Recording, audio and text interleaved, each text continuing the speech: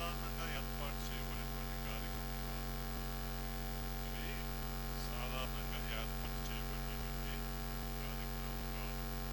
దేవుని ప్రణాళికతో, ఎంతో మంది కష్టంతో, దేవుని వెనుకతో, ఆయన అనుగ్రహంతో ఈరోజు ఇక్కడ నేర్చుకున్నాం. గౌరవనీయులైన నాయకులు ఉన్నారు, డెలిగేట్స్ ఉన్నారు, బాబర్లు ఉన్నారు, సభ్యులు ఉన్నారు. మీరందరూ ఇక్కడ పని మీద కూడుకొని ఉన్నారు. మనందరూ కూడి ఒకటి దేవుని సేవను కొనసాగించడం. ఈ ప్రజా పరిషత్ సమావేశంలో ఈ అధ్యక్షుని యొక్క వాక్యాలను పంచుకోవడానికి దేవుడు నాకు ఇచ్చినటువంటి ఆధిక్యతను బట్టి ముందుగా దేవుని వందనాలు చెల్లించుకుంటున్నాను. తర్వాత నాపై నమ్మకం ఉంచినటువంటి యూనియన్ నాయకులకి నేను నా హృదయపూర్వకంగా కృతజ్ఞతలు తెలియజేస్తున్నాను. ఈ సెక్షన్ ఇంత అభివృద్ధి పడిందంటే చాలా మంది కష్టపడి పనిచేశారు. చాలా పేర్లు చెప్పారు, డైరెక్టర్స్, బాసెస్ జరిగినప్పుడు కొంతమంది ఎంత కష్టపడి పనిచేస్తారో చెప్పారు. వారిలో పెద్దవారు ఇక్కడ అధ్యక్షులుగా చేసిన పీజీ గారు కూడా ఈ కౌన్సిలింగ్ ఉండడం చాలా సంతోషం. సో వారిని ప్రత్యేక కార్యక్రమంగా ఆహ్వానిస్తున్నాము.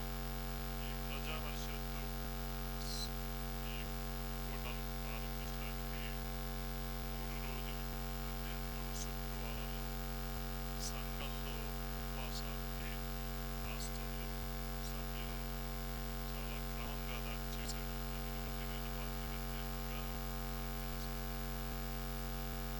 అంశం ఇక్కడే మంచి వివరించి చెప్పారు. మరియు నేను టైలర్ గారు, జాన్ సునీల్ గారు, యేసు వచ్చుచున్నాడు. తర్వాత చాలాసార్లు యేసుక్రీస్తు వారు వస్తున్నారని చాలా ప్రసంగాలు మనం వింటాం. కానీ యేసుక్రీస్తు వారు వస్తున్నారు అన్న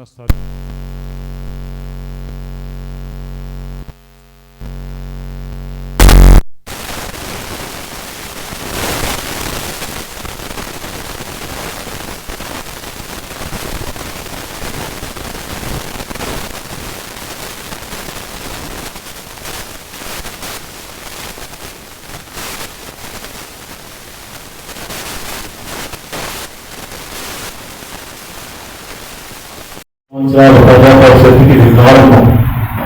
2026లో మనం ఏ విధంగా జీవిస్తున్నామో, ఒకవేళ యేసుక్రీస్తు వారి యొక్క రాకడ ఆలస్యమయ్యి 2030కి వరకు ఆయన రాకపోతే 2030 కన్నా మనం సిద్ధపడి ఉంటామా? ఒకసారి ఆలోచించాం. మనం సేవ చేస్తున్నాం, అది నామమాత్రమైనటువంటి సేవ అయితే మాత్రం ఎంత చేసినా అది వృధా. ఇక్కడ 2 చెప్పారు, గ్రౌండెడ్ ఇన్ ద బైబిల్, దేవుని వాక్యంలో నాటబడటము, తర్వాత సేవ మీద దృష్టి సారించడం. జీసీ వారు వీటన్నిటిని ఈ విధంగా పెట్టడము నేను అనుకోవటం అది ఖచ్చితంగా దేవుని ప్రణాళిక.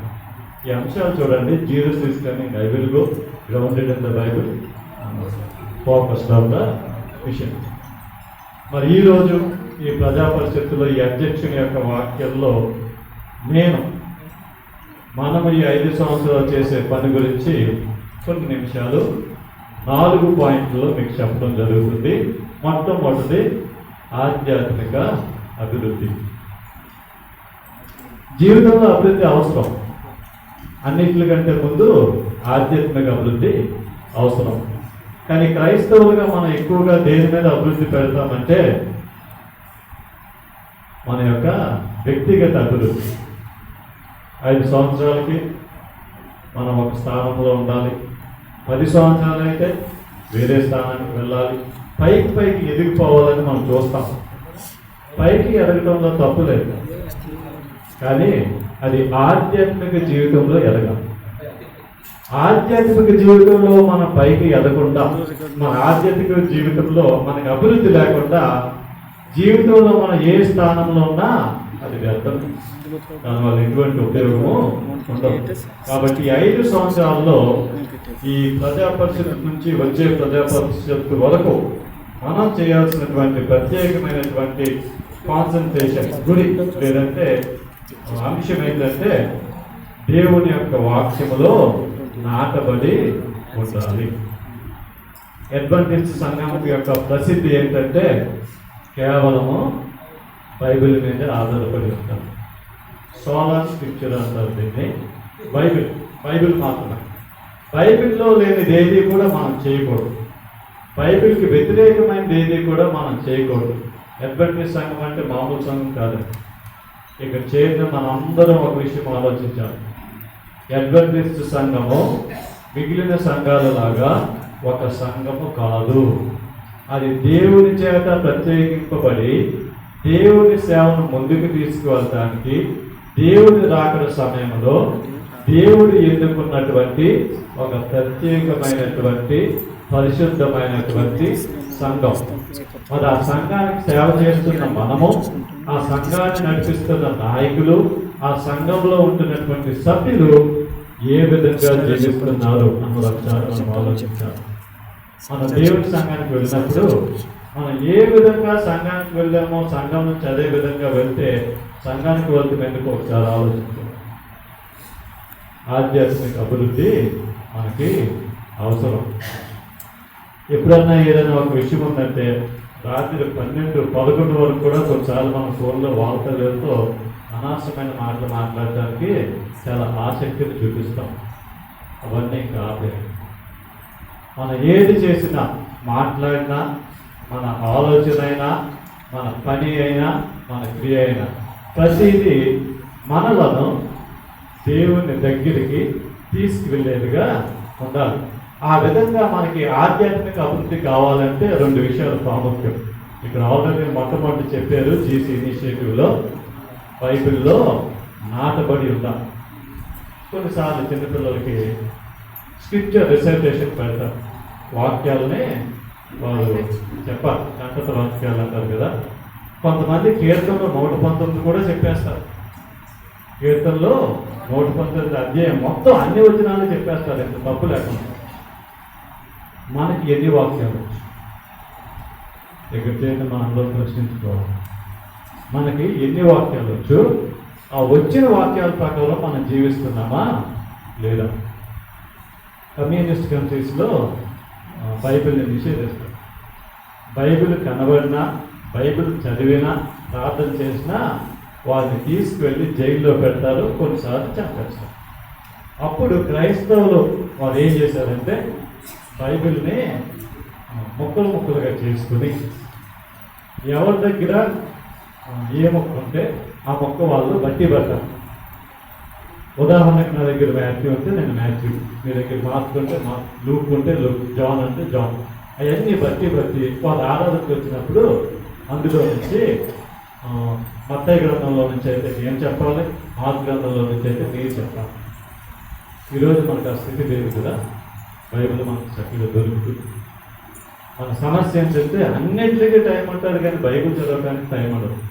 ప్రార్థన చేస్తాం, వెళ్ళిపోయే ముందు తలుపు దగ్గర ఆగి అది మూసుకుని 2 నిమిషాలు ప్రార్థన చేసుకుని వెళ్ళిపోతాం. ఆధ్యాత్మిక అభివృద్ధి అంటే అది కాదు. ఆధ్యాత్మిక అభివృద్ధి అంటే దేవునికి దగ్గరగా జీవించటం, దేవుని వాక్యానుసారం జీవించటం, దేవుని యొక్క వాక్యాన్ని మన జీవితంలో వేరే వారు చూడడం. మరి ఈ ప్రజా పరిషత్తులో మన యొక్క గురి, మొట్టమొదటి గురి ఏంటంటే దీన్ని 4 స్తంభాలుగాను లేదంటే 4 అంశాలుగాను మనం పరిగణిద్దాము. ఆధ్యాత్మిక అభివృద్ధి. రెండవది సువార్త ప్రచారం. మీలో కొంతమంది అనుకోవచ్చు, మన పని ముందు సువార్త చెప్తాం కదా, సువార్త ప్రచారం ముందు పెట్టకుండా ఆధ్యాత్మిక అభివృద్ధిని ముందు పెట్టేదంటే రెండవదిగా సువార్తను చెప్తున్నారు ఏంటంటే మీరు తలంచవచ్చు. మనం ఆధ్యాత్మిక అభివృద్ధి లేకుండా ఎంత సువార్త చేసినా అది నిరర్ధకం. దానివల్ల ఎటువంటి ఉపయోగం ఉండదు. నేను మారకుండా వేరే వారిని మారమని నేను చెప్పలేను. ముందు నేను మారాలి. నాకు ఆత్మీయ అభివృద్ధి కావాలి. నేను ఆత్మీయ అభివృద్ధిని పొందినప్పుడే వేరే వారికి ఆత్మీయ అభివృద్ధిని నేను పంచగలుగుతాను. సువార్త ప్రచారము మరియు సంస్థ విస్తరణ దీన్ని ఎలా చేయాలి అన్న విషయము మనం ఒకసారి ఆలోచించాలి. యేసుక్రీస్తు వారి శిష్యులకి మత్తయి సువార్త 8:19-20 చెప్తారు కదా, మీరు సర్వలోకానికి వెళ్ళి సర్వసృష్టికి సువార్తను ప్రకటించాలి. నమ్మి బాప్తిసం పొందిన వారు రక్షింపబడతారు. రక్షింపబడ్డవారు బాప్తిజం తీసుకుంటారు, బాప్తిజం తీసుకున్నారు రక్షింపబడతారని చెప్పబడుతుంది. కానీ వాస్తవం ఏంటంటే మన సంఘాలలో చాలామంది బాప్తిజం తీసుకుంటున్నారు కానీ రక్షణ పొందట్ల. సంఘ సభ్యత్వంలో ఉంటున్నారు కానీ సంఘ సేవలో ఉండట్ల. నామమాత్రంగా సంఘానికి వస్తున్నారు, నామమాత్రంగా సంఘంలో పేరును నమోదు చేసుకుంటున్నారు. అది కాదు ప్రాముఖ్యం. నేను north Andhra section constituency, south Andhra section కాన్స్టిట్యున్సీని హాజరైనప్పుడు మన యూనియన్ అధ్యక్షులు వారు ఎన్ ఐజక్ కుమార్ గారు కొన్ని విషయాలు చెప్పారు. అవి ఒక 2-3 కూడా నేను ఇందులో ప్రస్తావిస్తాను. మొట్టమొదటిగా ఆయన ఏం చెప్పారంటే, ఇవాంజలిజం 219 అప్పట్లో ఎలన్ వైట్ గారు చెప్పింది, యేసుక్రీస్తు వారు త్వరగా వస్తున్నారు, ఆయన వస్తున్నటువంటి అడుగుల శబ్దం వినపడుతుంది అని ఆవిడ చెప్పటం వారు ప్రస్తావించారు.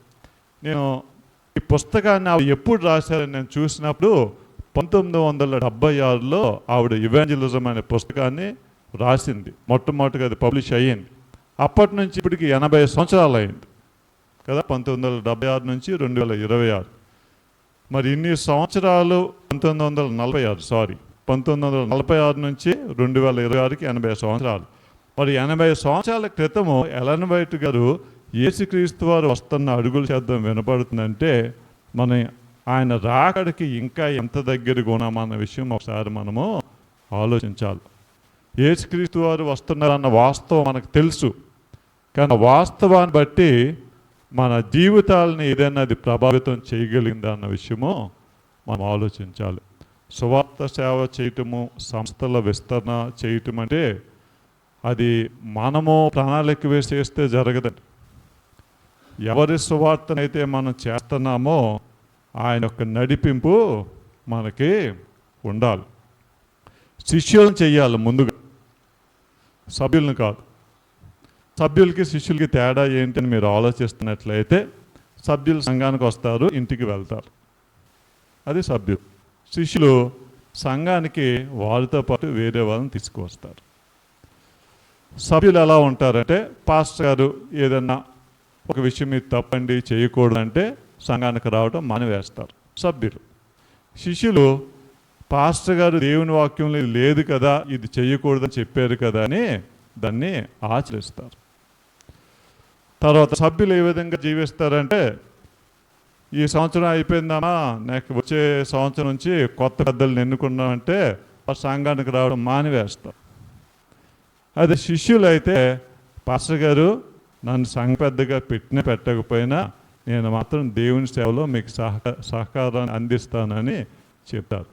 సభ్యులకి శిష్యులకి ప్రధానమైనటువంటి కారణం ఏంటంటే, శిష్యులు వేరే ఒక సభ్యుల్ని శిష్యులుగా మారుస్తారు.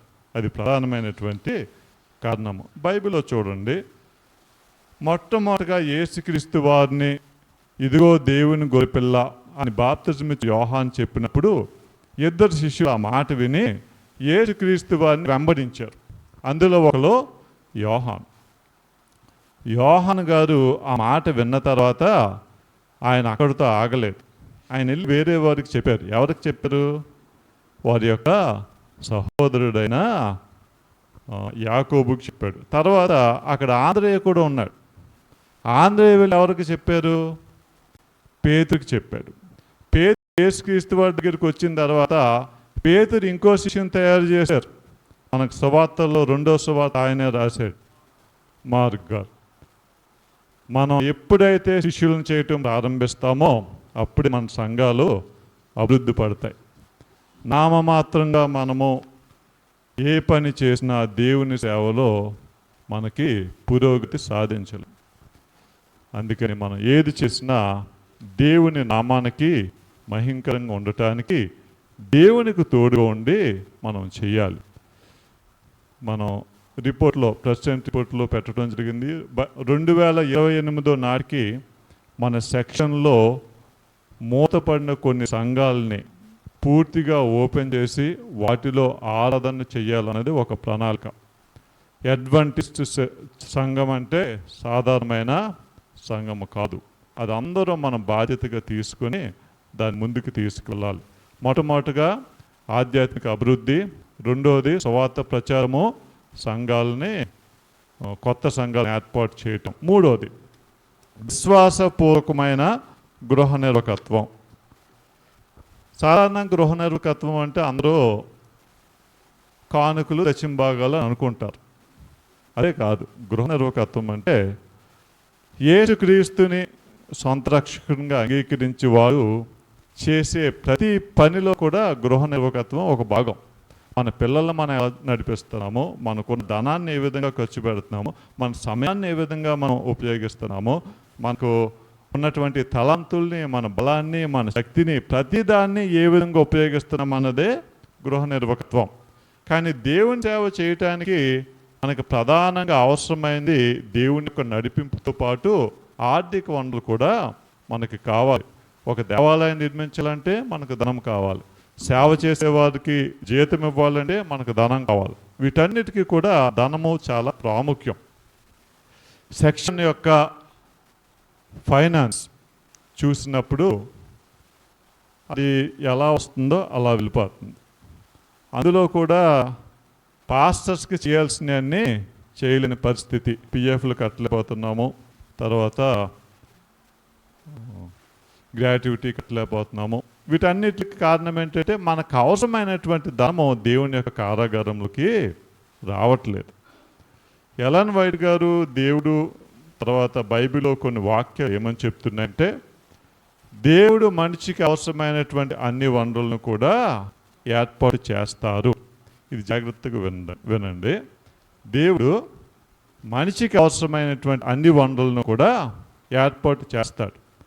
కానీ ఎలా ఏర్పాటు చేస్తాడు, ఎప్పుడు ఏర్పాటు చేస్తాడు అన్నది మనం ఆలోచించాలి.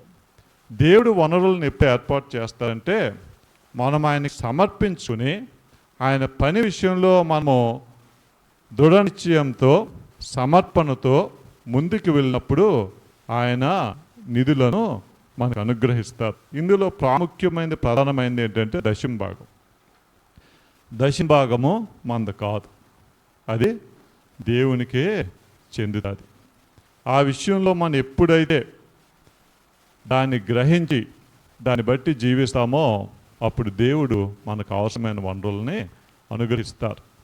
కానీ ఎలా అనుగ్రహిస్తారు అన్నది చాలా ప్రాముఖ్యం. ఇశ్రాయేలు ప్రజలు అరణ్యంలో జీవించినప్పుడు వారికి ఆహారం లేదు కదా, దేవుడు మన్నాని ఇచ్చారు. ఏ విధంగా ఇచ్చారు? మన్నాని ఆకాశం నుంచి కురిపించారు. ఈరోజు మనకు కూడా దేవుడు వనరులను ఆ విధంగా కురిపిస్తున్నారా? ప్రభా కాన్స్టిట్యున్సీకి 5 లక్షలు కావాలంటే సరే నేను పరలోకం నుంచి ఇస్తాను నీకు అని చెప్పారా?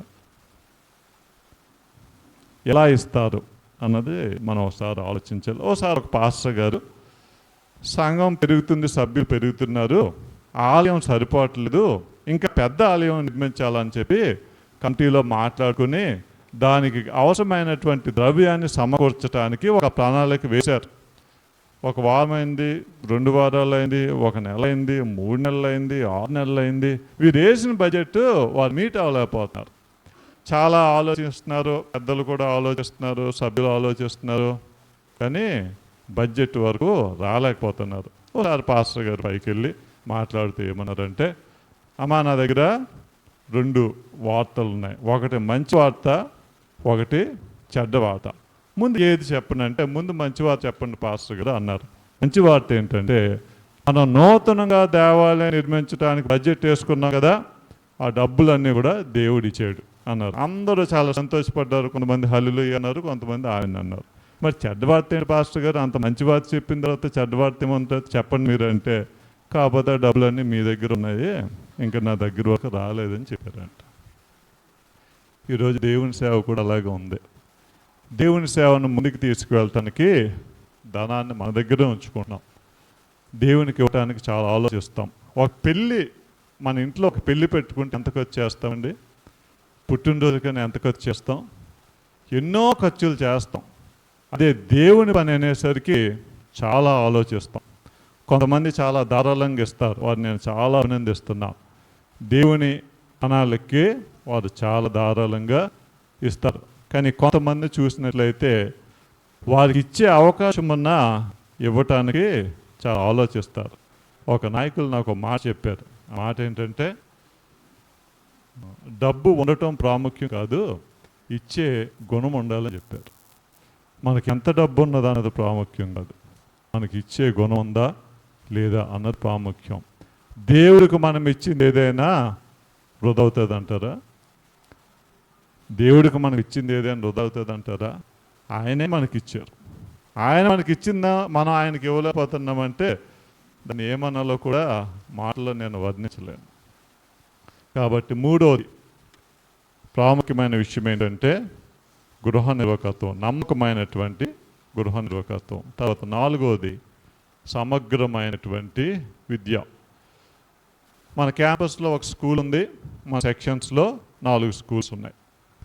ఈ స్కూల్స్లో ఉన్న ప్రతి ఒక్కరూ కూడా అకాడమిక్గానే కాకుండా వారు ఆధ్యాత్మికంగా బలపడేటువంటి ఆధిక్యత, బాధ్యత నార్త్ ఈస్ట్ ఆంధ్ర సెక్షన్ మీద ఉంది. కాబట్టి వారి విద్యలో వారు మేధోపరమైన అభ్యాసాన్నే కాకుండా ఆధ్యాత్మిక ఎదుగుదలకు కూడా మనము కృషి చేయాలి. ఈ 5 సంవత్సరాల ప్రజా పరిషత్తుకి మన యొక్క గురువులు 4: ఆధ్యాత్మిక అభివృద్ధి, తర్వాత సువార్త ప్రకటించటము, తర్వాత గృహ నిర్వాహకత్వము, ఆఖరిది విద్యలో మనం ముందు ఉంటాం.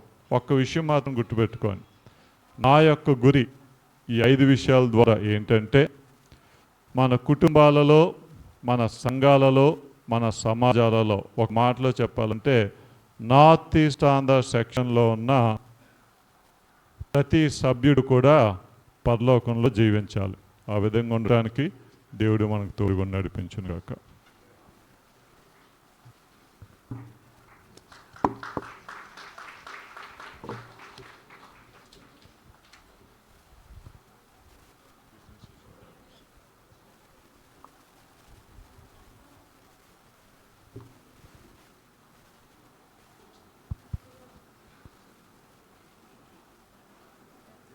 I want to thank each delegate, each visitor and invitee for sitting quietly and listening. ఇక్కడ ఇచ్చేసిన అతిథులు, నాయకులు అందరూ చాలా శ్రద్ధగా విని మీరు నేర్చుకున్నందుకు వందనాలు తెలియచేస్తున్నాను.